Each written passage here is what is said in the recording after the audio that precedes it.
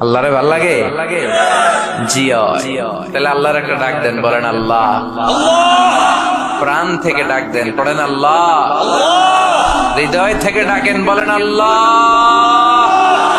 আল্লাহ ডেকে বললেন, গোলাম যখনই ডাকবি তখনই আমি সাড়া দেই। আল্লাহু আকবার।